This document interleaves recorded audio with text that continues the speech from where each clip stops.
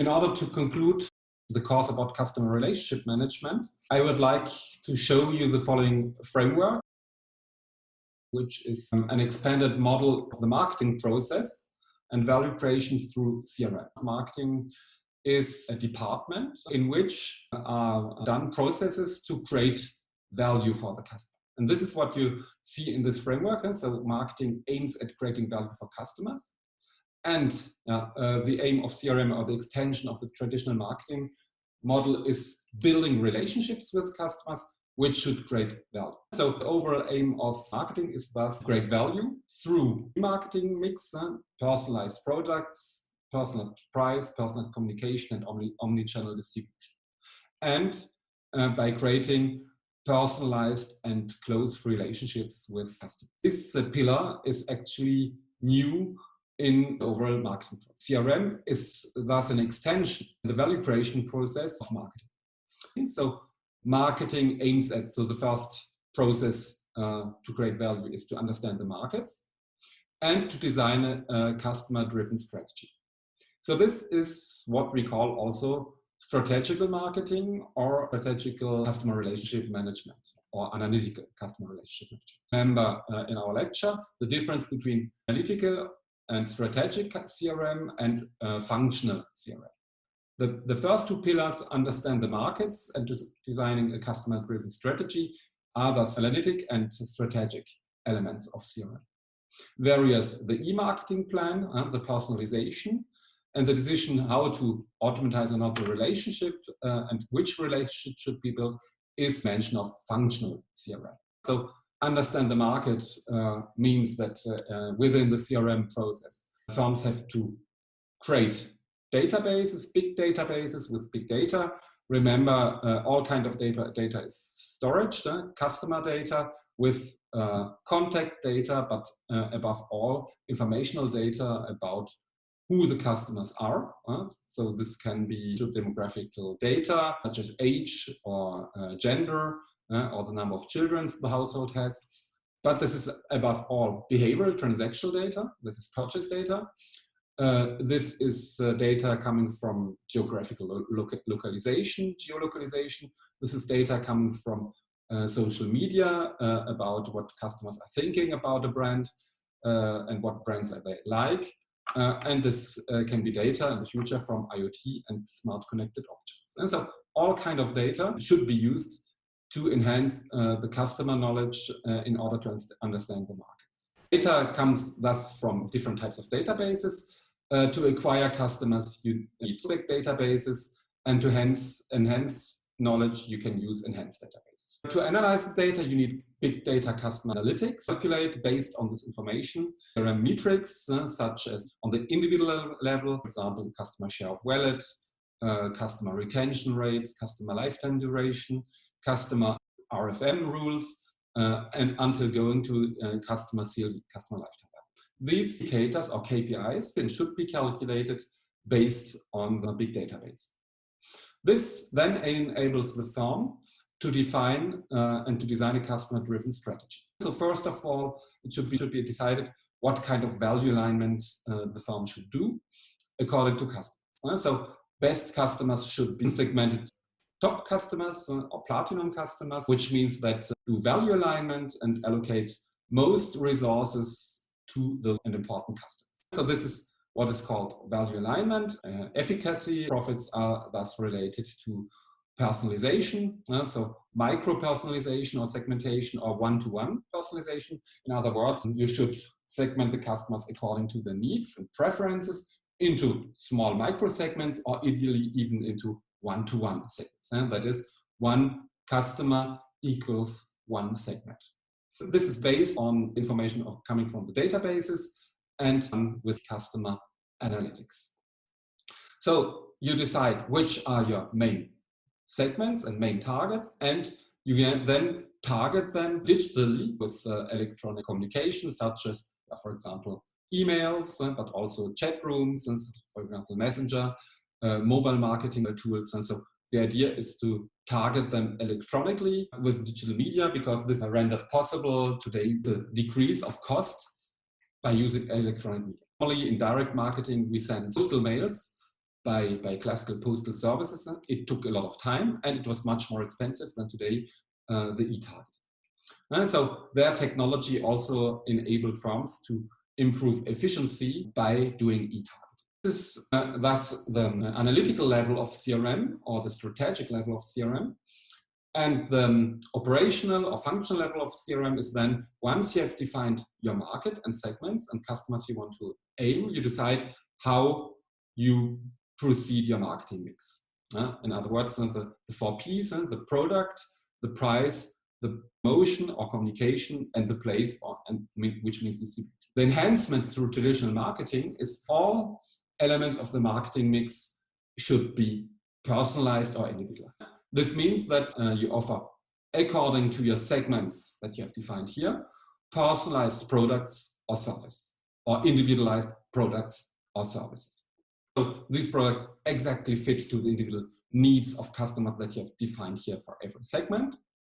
You fix the prices according to the individual needs. So in other words, if you have customers who are not sensitive to high prices, you can maintain high prices and target these segments with higher prices. On the other hand, if you have customers with high price sensitivity, you decrease the price in order to fit to the needs of these customers. You should personalize the communication. There you can use the electronic media, such as messenger, email, mobile marketing, in order to send the right message for the right personalized product at the right moment, at the right price, through personalized communication. And finally, products should be available in all channels. This means omni-channel. Omni-channel distribution means so that your product should be online and offline. Ideally, because some customers prefer to buy offline, some prefer to buy online. Omni-channel means also that your product should be as mostly distributed as possible in all kinds of retailing channels. This might be massive distribution, for example, mass distribution channels.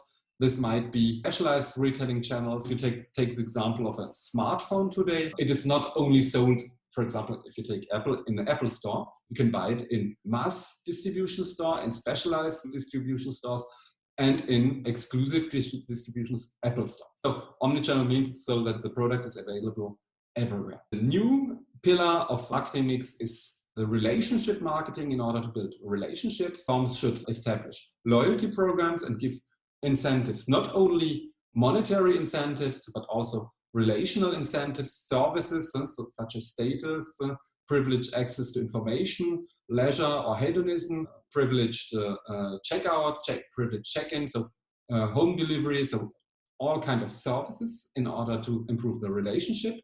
And this aims at improving customer satisfaction. Customer satisfaction is the key. It's a key indicator to measure the impact of your value creation here.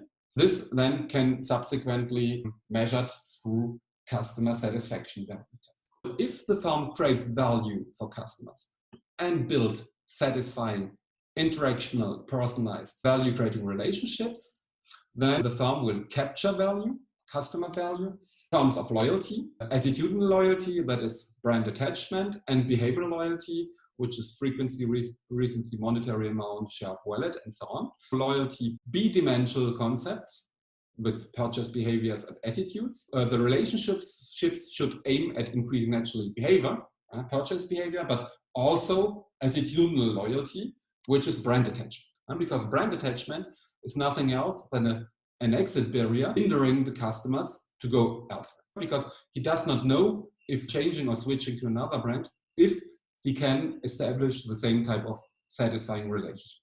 This doesn't mean to avoid only inertial related loyalty. We have seen loyalty related to inertia is not a stable one, because customers only stay because of habits. This is what we said about, for example, grocery purchases. We buy a lot of purchases, buy a lot of products and brands only by inertia, because we have habits and we don't want to change these habits, because it means that we need time to find better alternatives. So if we create brand attachment, we create barriers, and customers would not only stay because of habits, but because they have a real reason, namely attachment or likings or feelings or positive attitudes towards the brand. That is why relationship aim at creating an emotional exit barrier, which should stick the customer to the brand, create a privileged relationship, and this thus subsequently should have impact on purchase loyalty, and subsequently, so if you create loyalty, then customer lifetime value, the profit of the past and the profits of the future by customers should increase. And on the aggregate or firm level, this should increase value on the portfolio level through CE or customer equity. The expanded model of market process shows clearly which are the key pillars. So data is the petrol of the future. Data has a direct link on CLV and customer equity. That is why we can say that today firms that succeed are those who have big data, and this has a direct impact on customer equity. As we have seen, firms such as Facebook have a very high, incredible firm value through data. The more data we have, the better we can know the customers, the better we can segment the customers, the more we can personalize the customers, the more we can create a satisfying relationship, and the more we create loyalty and subsequently CLV and CE. So what is important also to understand that there's a direct link, and we can measure the impact of every tool we have here on loyalty output or on the financial output. If we know that we spend €1 in personalization, we can directly measure the positive impact on CLV and on the aggregate. If we decrease the price, then we might decrease purchase loyalty. But as we decrease the revenues, we might either decrease CLV, or if we compensate it with more sales by customer, we could also increase the sales. We have to test, you can directly measure. As everything is related, you can directly measure the impact of a decrease for one customer on his or her customer lifetime value. And it's the same if you invest €1 in personalized communication, you can directly measure the impact on CLV and subsequently on the aggregate level, brand level on customer equity. For example, if you have a personalized communication, you have the link of the customer who clicks on your personalized link, which brings him to buy the product. And this can thus directly be measured through behavioral loyalty indicators. And subsequently, as you know how many revenues the customer generated and how many costs he generated, you can measure CLV. The advantage of CRM, not only that you create a new element of differentiation, create brand attachment through relationship marketing, but also that you can directly measure interactively the interactions between the firm or the brand and the customers. So that's on what I would like to conclude this lecture. So in summary, see the importance of CRM today in order to differentiate from one brand from another one because of fierce and high international competition, where you cannot only differentiate a brand only through products, prices, communication, and distribution. So you need something else, which is a relationship marketing approach through loyalty programs and customer satisfaction. It is important to retain that you need different types of databases. So customer, prospect, and enhancement databases.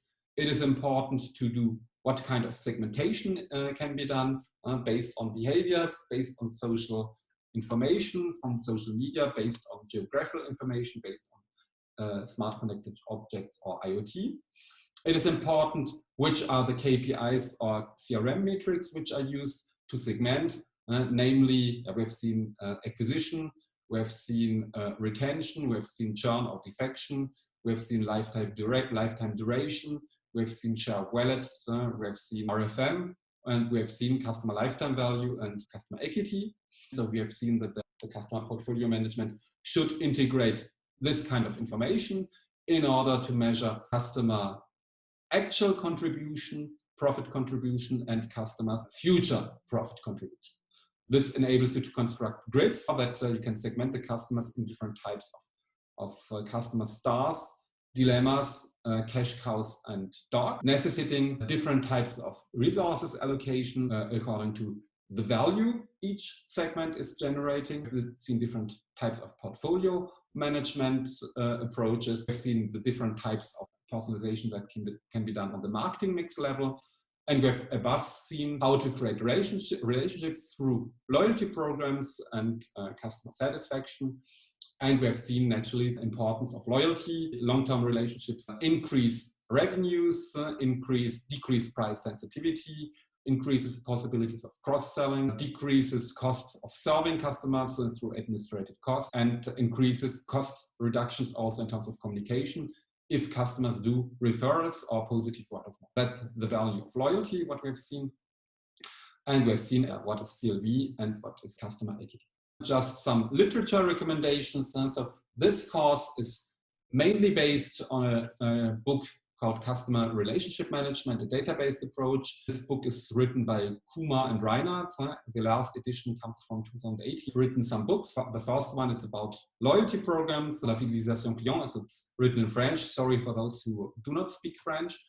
And my latest books are about management of loyalty, latest editions from 2015. So if you want to go further, I invite you to go to the library. You can take these books then in order to see which are the tools to manage loyalty, namely loyalty programs, how to improve loyalty programs, how to manage service quality, how to manage personalization, and so on. So these are the books I can recommend to you. And last but not least, if you have questions, here is my email address. You might also connect via LinkedIn and endorse me.